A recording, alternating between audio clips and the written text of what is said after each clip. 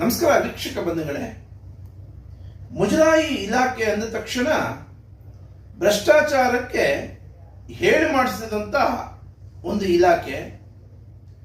ಇವತ್ತು ಮುಜರಾಯಿ ಇಲಾಖೆಯಲ್ಲಿ ಬೆರಳೆಣಿಕೆಯಷ್ಟು ಅಕ್ಷರಸ್ಥರು ಮಾತ್ರ ಅಧಿಕಾರಿಗಳಿದ್ದಾರೆ.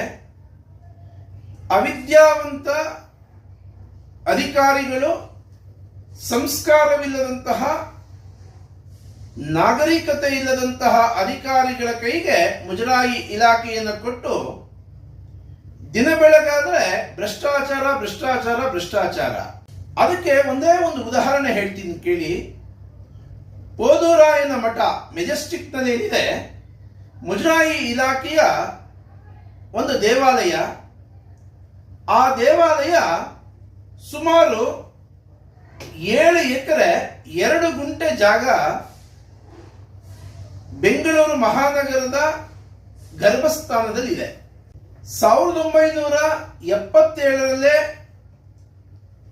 ಸರ್ವೆ ನಂಬರ್ 13/18/2 13/2 13 ಇದರಲ್ಲಿ ಈಗಾಗಲೇ ಮುಜರಾಯಿ ಇಲಾಖೆಗೆ ಅಂತ ಏನು ಅದರ ಪೇಪರ್ಸ್ ಎಲ್ಲ ಇದೆ, ಅದನ್ನ ಕೆಲವು ರೌಡಿ ಶೀಟರ್ಸ್ ಮತ್ತು ಕೆಲವು ರಾಜಕಾರಣಿಗಳು ಅದನ್ನ ಫೇಕ್ ಪೇಪರ್ ಮಾಡಿ ಮುಜರಾಯಿ ಇಲಾಖೆಗೆ ಪಂಗನಾಮ ಹಾಕೋದಕ್ಕೆ ಹೊರಟಿದೆ. ಆ ಮುಜರಾಯಿ ಇಲಾಖೆಗೆ ಪಂಗನಾಮ ಹಾಕಿದ್ರೆ ಅಧಿಕಾರಿಗಳೇನು ಮಾಡಬೇಕಿತ್ತು, ಇದು ಮುಜರಾಯಿ ಇಲಾಖೆಯ ಆಸ್ತಿ ಅಂತೇಳಿ ಹೋರಾಟ ಮಾಡಬೇಕಾಗಿತ್ತು. ಆ ಕೆಲಸ ಮಾಡಲಿಲ್ಲ.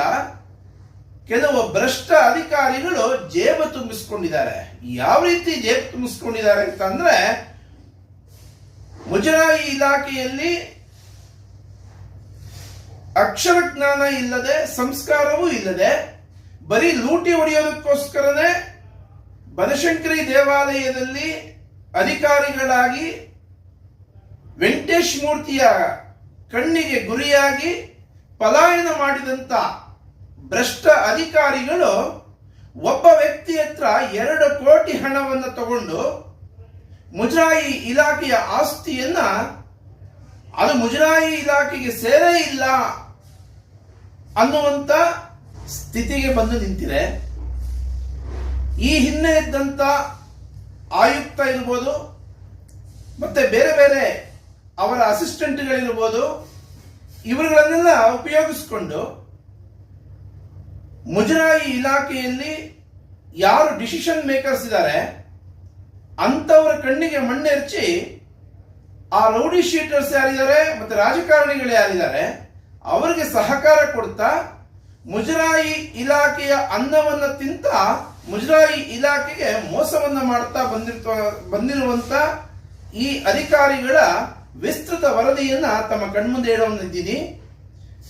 ಈ ಅಧಿಕಾರಿಗಳು ಕಳೆದ 5-6 ವರ್ಷಗಳಿಂದ ಹೇಳ್ತಾನೆ ಇದ್ದೀನಿ, ಭ್ರಷ್ಟಾಚಾರದ ಪರಮಾವಧಿಯಲ್ಲಿರುವಂತಹ ವ್ಯಕ್ತಿಗಳು ಇವರು. ಮುಜರಾಯಿ ಇಲಾಖೆಗೆ ನಾಲಾಯಕ್ ಅಧಿಕಾರಿಗಳು ಇವರು ಅಂತ 5 ವರ್ಷದಿಂದ ಹೇಳ್ತಾ ಇದ್ದೀನಿ. ಅದರ ಬಗ್ಗೆ ಗಮನ ಕೊಟ್ಟಿಲ್ಲ. ಈಗಿರುವಂತ ಹೊಸ ಆಯುಕ್ತರೇನಿದ್ದಾರೆ ಇದರ ಬಗ್ಗೆ ಗಮನ ಕೊಡಬೇಕು.